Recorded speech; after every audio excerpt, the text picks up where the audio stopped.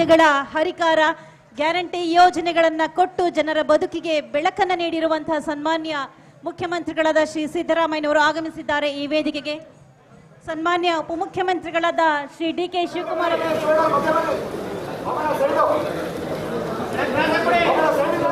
ಬಾಬಣ್ಣವರೇ, ಹಿರಿಯ ಶಿವಕುಮಾರ್ ಸಾಹೇಬ್ರೆ, ಸ್ವಾಗತಿಸಿ ಶ್ರೀ ರಮೇಶ್ ಬಂಡಿ ಸಿದ್ದೇಗೌಡ ಮಾಡಿ ಪೂಜೆಯನ್ನು ಸಲ್ಲಿಸಿ ಆದರಣೀಯ ಸ್ವಾಗತವನ್ನು ಕೋರುತ್ತೇನೆ.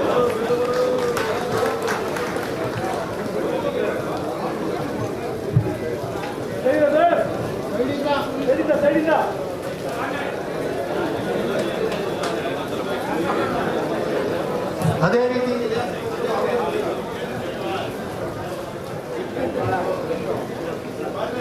ಸದಾ ಕ್ರಿಯಾಶೀಲರಾಗಿ ಅಭಿವೃದ್ಧಿಯೇ ಧ್ಯೇಯವಾಕ್ಯವೆನಿಸಿರುವ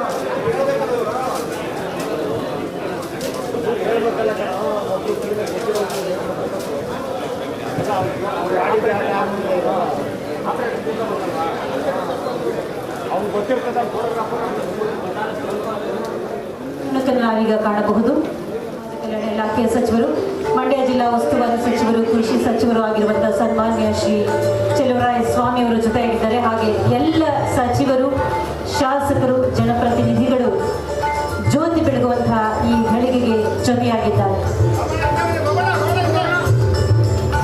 ಹರಸು ತಾಯಿ, ನಮ್ಮೆಲ್ಲರ ಬದುಕನ್ನು ಹಸನು ಮಾಡು ತಾಯಿ, ಅನ್ನದಾತರಿಗೆ ಆಸರೆಯಾಗಿ ನಿಲ್ಲು ತಾಯಿ ಎನ್ನುವಂತಹ ಸದಾಶಯ, ಸದುದ್ದೇಶ, ಸತ್ಪ್ರಾರ್ಥನೆ ಈ ಜ್ಯೋತಿ ಬೆಳಗುವಂತಹ ಕೈಂಕರ್ಯದಲ್ಲಿ ಅಡಗಿದೆ.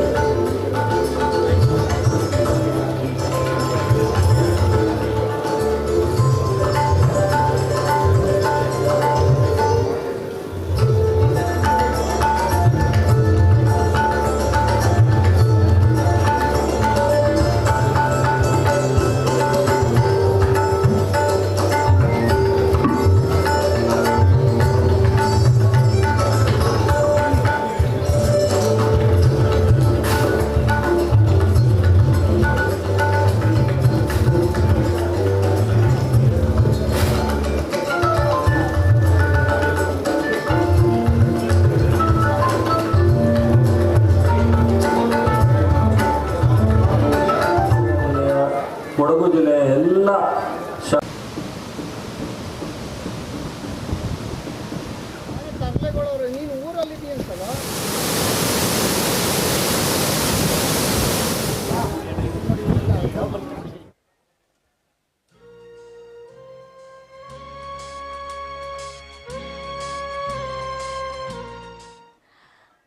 ಹಾಗೆ ಜಲಸಂಪನ್ಮೂಲ ಇಲಾಖೆಯ ಸಚಿವರು, ಬೆಂಗಳೂರು ನಗರಾಭಿವೃದ್ಧಿ ಸಚಿವರು, ಹಾಗೆ ಕರ್ನಾಟಕ ಸರ್ಕಾರದ ಸನ್ಮಾನ್ಯ ಉಪಮುಖ್ಯಮಂತ್ರಿಗಳಾದ ಶ್ರೀ ಡಿ.ಕೆ. ಶಿವಕುಮಾರ್ ಅವರ ಆಗಮನವಾಗಿದೆ.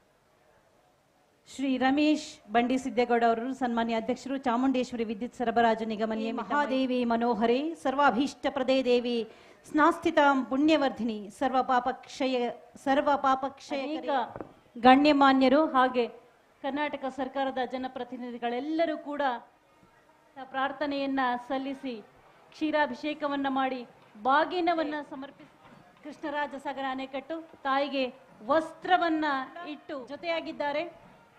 ಬಾಗಿನವನ್ನ ಅರ್ಪಿಸಿದ್ದಾರೆ ತಾಯಿ ಕಾವೇರಿಗೆ. ಬೆಳಗಿಸು ತಾಯೇ, ಕರುಣಿಸು ತಾಯೇ, ಕಾಪಾಡು ತಾಯೇ.